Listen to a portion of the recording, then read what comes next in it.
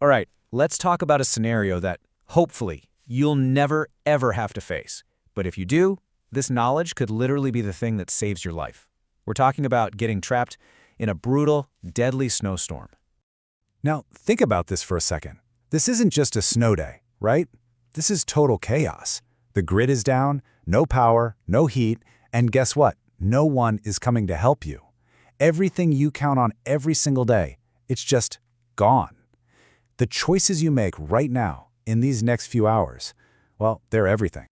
So, what's your first move? The world goes completely white. The cold starts to sink into your bones. What do? Do you panic? Just start running? No way.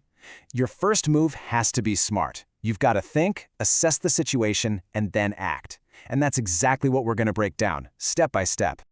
Okay, first things first. Before you can even think about surviving, you've got to know what you're up against. You have to understand your enemy. And in a blizzard, the things that'll get you first, they're not what you might think. They're silent, they're incredibly fast, and they are absolutely deadly. So your body is getting hit from two sides at once. It's a two-front war. On one side, you've got hypothermia. This is the sneaky one. It's when your internal body temperature starts to drop and your body basically goes into lockdown, pulling all the heat to your core to protect your organs. It slows you down, messes with your thinking, and by the time you realize what's happening, it can be too late. Then, at the exact same time, you've got frostbite. This is a direct attack. As your body is saving the core, it's sacrificing your fingers, your toes, your nose, anything exposed. They literally start to freeze. See what I mean? A war on two fronts. So what do you do, like, right this second? These actions are totally non-negotiable. First, huddle up. Get close to someone, anyone, to share body heat. Second, cover up. Every single inch of exposed skin needs to be covered. Third, keep moving, but just a little. Wiggle your fingers, wiggle your toes. Keep that blood circulating. And the biggest rule of all, the one you can't ever forget, stay dry, at all costs. Because wet clothes will suck the heat out of your body. I'm talking 25 times faster than if you were dry. That's not just a problem, that's a potential death sentence. All right, you've dealt with the immediate danger. Now you have one job and one job only. Find shelter. Because staying out in the elements for long, that's not a survival plan. It's just not an option. Let's talk about the wind. The wind is a thief. It steals your body heat. It's the whole reason we have wind chill, right? That's what makes a cold day feel like a dangerously, life-threateningly cold day. Just getting something, anything, between you and that wind is a total game changer. It slows down how fast you lose heat. That's it. That's why this is your #1 goal. Get out of the wind. So where do you look? You got to keep your eyes peeled because shelter can be anywhere. I'm talking about any building, maybe an abandoned structure. Heck, even a car that's half buried in a snowdrift can save your life. It's a barrier. And if you can't find anything man-made, look to nature. A thick patch of trees, a big rock formation, literally anything that can block that relentless wind. Okay, finding the shelter, that's just step one. Now you've got to make it livable. Step two, so plug up any gaps where drafts can get in. Use whatever you can find. Cover the windows. They just suck heat out. And this one is huge. Get off the cold ground.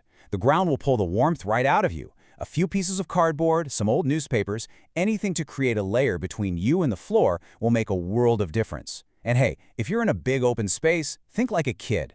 Build a smaller fort inside it. A smaller space is way easier to keep warm with just your body heat. So you're in. You've got shelter. The immediate panic is over. Now, the game changes. It's not about quick, frantic moves anymore. Now, it's all about strategy. It's about careful management. Think of your body as a resource, like a battery, and you need to make that charge last as long as possible. From here on out, your survival boils down to three things: warmth, hydration, and energy. For warmth, it's all about layers, and if you have a fire, managing it safely. For hydration, look, you're surrounded by water, right? It's snow. But there's a huge critical rule here. You never eat it frozen. It seems like a good idea, but it's not. Your body has to use up its own heat, its own energy, just to melt the snow in your stomach. It will actually make you colder. You have to melt it first, period. And finally, energy. Save every last bit. Ration your food, sure, but more importantly, ration your movement. You know, this next part feels completely wrong. I get it. We're always told to keep moving to stay warm. And yeah, that's true if you're stuck outside for a few minutes. But once you're in that shelter, stillness is your new best friend. It becomes a strategy. Every little movement you make burns calories, and calories are heat. It's a waste of fuel. Remember that battery analogy? Don't drain it on things you don't have to.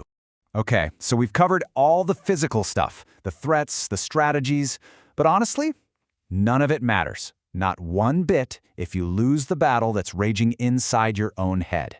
The mental game is everything. Your mindset is, without a doubt, your most powerful tool. And this really says it all, doesn't it? Panic is a luxury you cannot afford. Just think about that. When you panic, your brain just shuts down. It fogs up your judgment. You start making bad decisions. You waste that precious energy we just talked about. You completely miss the little things that could save you. But a calm mind? A calm mind sees the next step. It lets you stick to the plan, think logically, and just endure. In this fight, being calm isn't just a good idea. It's your ultimate weapon. So at the end of the day, it's not just about knowing this stuff, is it? It's about being able to actually do it when you're cold, you're scared, and the pressure is on. It all comes down to resilience. We've given you the blueprint here, the playbook for survival. But the will to actually follow it, the strength to stay calm when everything is telling you to panic, well, that part has to come from you.